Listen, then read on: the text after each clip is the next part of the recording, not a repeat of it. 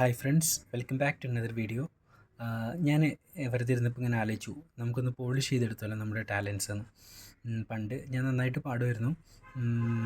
ഒരു 10ാം ക്ലാസ് വരെ അത്യാവശ്യം എല്ലാ പരിപാടികളിലും പങ്കെടുത്തായിരുന്നു. പിന്നെ പ്ലസ് വൺ പ്ലസ് ടു പഠനത്തിൽ ഫോക്കസ് ചെയ്തു. അതിനുശേഷം പിന്നെ കോളേജിലും പാടിയിരുന്നു, മാപ്പിളപ്പാട്ട് മാത്രം പാടിയിരുന്നു. കോളേജിൽ ഒരു 6 വർഷം വരെ 5 വർഷം 5.5 വർഷമായിരുന്നു നമ്മളെ പഠനം ഉണ്ടായിരുന്നത്. കോളേജിൽ അങ്ങനെ പാടി. പിന്നെ അതിനുശേഷം പാടിയിട്ടേ ഇല്ല. പാട്ട് എന്നുള്ള രീതിയിൽ ഞാൻ അങ്ങനെ പഠിക്കാനൊന്നും പോയിട്ടില്ല.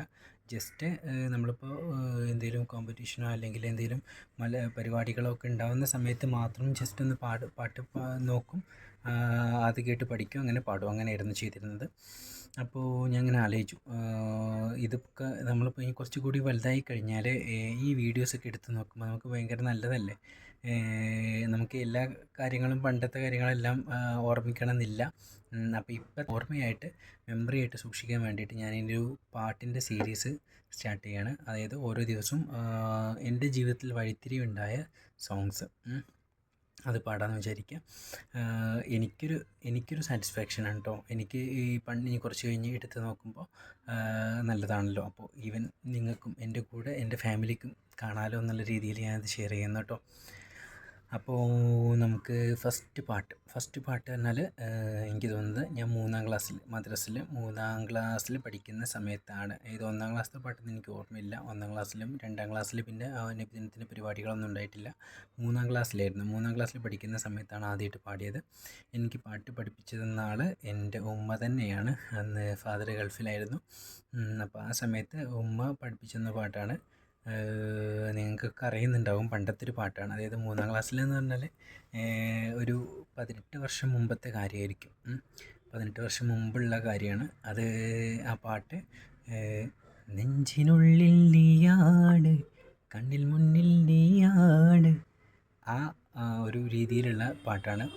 അത് നബിയുടെ മദ്ഹ് ഗാനം ആ രീതിയിൽ പാടിയിട്ടുള്ള പാട്ടാണ്.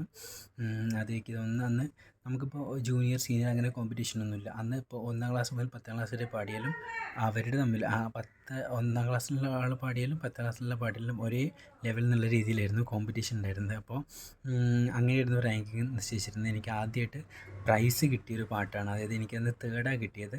പക്ഷേ 3ാം ക്ലാസ്സിലാണ് ഞാൻ. അന്ന് 10ാം ക്ലാസ്സിലെ ആൾക്കാരെ കൂടെ പാടിയിട്ട് അൽഹംദുലില്ലാ 3rd കിട്ടുക എന്ന് പറഞ്ഞാൽ എന്നെ സംബന്ധിച്ചിടത്തോളം വലിയൊരു കാര്യമാണ്.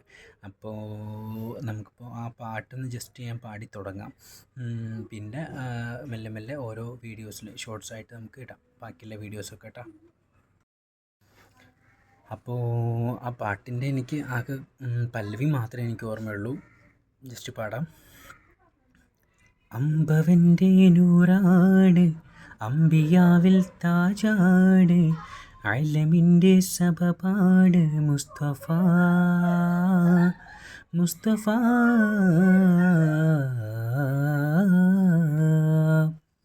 അങ്ങനെയാണ് പാട്ട് വരുന്നത്. നെക്സ്റ്റ് വീഡിയോസിലെ ഓരോ പാട്ടുകളും എനിക്ക് അറിയുന്നതിനനുസരിച്ച് പാടാം. ഇതൊക്കെ പണ്ടത്തെ കാലത്ത് യൂട്യൂബോ അങ്ങനത്തെ സാധനങ്ങളും ഇല്ലല്ലോ.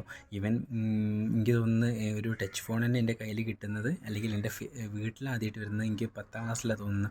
അതുവരെ നമ്മൾ നോക്കിയ ഫോണാണ്. അപ്പോൾ വീഡിയോസോ ഒന്നും നമ്മുടെ കയ്യിൽ അവൈലബിൾ ആയിട്ടുള്ളതില്ല.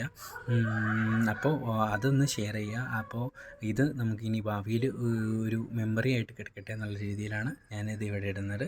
എല്ലാവർക്കും അസ്സലാമു അലൈക്കും.